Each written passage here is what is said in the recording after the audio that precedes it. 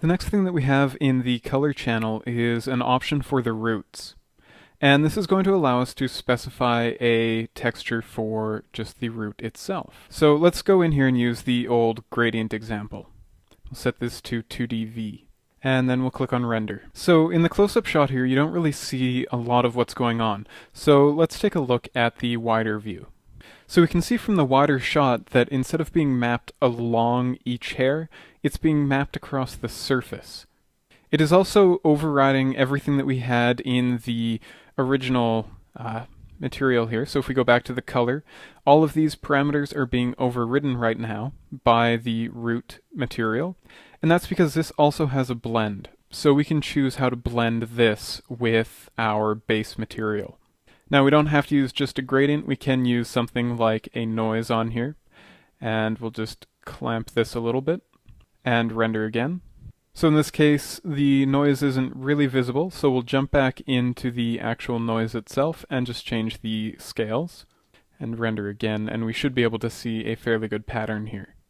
So you can see as long as the root is being affected, it's going to change the entire hair. Again, the limit isn't just to something like noise, we can load an image. So in this case, I've loaded in just a simple image that I got off the internet, and we can click render, and we can see that affects the coloration of the entire hair again. Now we do have the blending mode here, so I can set this to say multiply, and I'm just going to adjust the base color of the hair here a bit, so that we have something that is not so completely garish. And now it's going to multiply this over top of this gradient that I have. So you can see on the close-up we have the bands of color that were along the guides, as well as the noise shader that we had multiplied on top of that, and then all of that is being blended with the base color that we set. I'm going to set the blend mode back to normal on this, just so that we have the root color only, and then we can take a look at the tips. You'll see the tips are set to as roots. That means it's just going to take whatever you've set here and use that for the tip color. If we uncheck this, we can now add in our own texture to the tips. Let's go with the gradient example again, just because it's a fairly decent one. And we'll leave the blend mode set to normal. So in this case, the blend mode would be blending with the color over here again. It's not going to be blending with the roots. So let's render and see what this looks like. In this case, you can see that the roots still are getting their color from the texture map that we set, but all of the tips have the black to white gradient mapped across them. And you can see that effect a little bit better here in the styled hair, where the base of the roots are all very dark. And then we go into that nice white color. Now again, this coloration isn't coming from the surface at all, this is right in the hair. If we disable the hair systems and do a quick render in here, you can see that our planes are actually just really boring gray colors. Now for the tips, we're just going to set those back to as roots. And let's take a look at tint. So the easiest way to show the tint off is to set a solid color. And then you'll see that there is a percentage slider here. So this is really saying what percent of the hairs on your objects are going to receive this tint. Then the blend mode is going to be how that tint is applied to the hair. If it's set to normal, it's going to overwrite everything or all of the color properties of the hair. So let's just re-enable our hair objects and then render. So you can see the result that we get is pretty psychedelic, but we can also see that there is a fairly good distribution of these tinted hairs in our actual hair.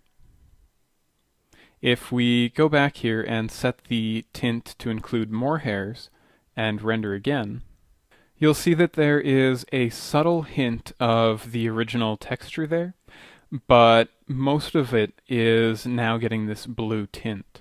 So this is a great way of taking advantage of a base color and then being able to edit that without actually jumping into Photoshop or something like that to change your texture. You can easily gray the hair of a character or something like that. I'm just going to clear this again, and we'll take a look at the surface. So the surface option is going to look at whatever material is applied to your object that the hair is being grown from, and it's going to use that to create the color for the hair. Now in the case of these pelt objects, since we don't actually have a material applied, it's going to use the default object color. So let's check surface on, and then we'll go up and click render. So you can see with surface turned on, all of the hairs now get a fairly uniform grayish blue color, much like the color of a default object. If we minimize this, and let's just create a new material, and say this is going to be a checkerboard, we can then apply this material to our pelt objects, and go ahead and render again. So you can see now all of the hairs are taking their base color from that surface. Now you do have the option of choosing which of these elements is going to be included in the calculation for that hair color. So in this case, I've added a sphere to the scene, and you'll see that it's just floating in space, but what it's going to do is cast a shadow onto the hair for us. If we look in here, we can see that there is a checkbox for shadows. This is currently on, so let's just do a test render and see what that looks like. So here you can see the results with shadows on. Now, we won't really know exactly what's going on until we take a look at what the render looks like with the shadows off. So we'll minimize, turn shadows off, and then render. Okay, so here we have the hair with shadows off. Let's zoom in, and you just want to focus on this area here. If we go back to the render with shadows on, you'll see that at some points we have hairs that are given a darker shading. And the reason for this is not because it's changing the color of hairs that the shadow is actually hitting, so these ones over here, it's changing the colors of the hairs based on where the shadow lands on the pelt. So if we can imagine this kind of being passed over here, it doesn't land on the pelt until this area over here. And that's why we're seeing a change in color. If we take a look at this one here, you can clearly see that these hairs in the back that are curving around have a gray color associated to them. If we go to the one where shadows are off, you can really see just how many hairs are being affected by this now. Now, to show off the illumination, we're going to go ahead and turn off colors and shadows. The next thing I'm going to do is get rid of a couple of the lights that I have, and maybe just add a spotlight in here. Going to quickly link this to the active object. Let's zoom out. And we really just want to focus this spotlight on one area. We'll jump back into the camera and render. Now you can see here that the illumination that's created is really kind of exemplified by things like the specular and stuff like that. But what is really important to notice is how it's actually changing the color of the hairs as well. So any hair that is growing out of this really brightly illuminated area is going to get a white value, whereas the rest are kind of still getting their gray colors.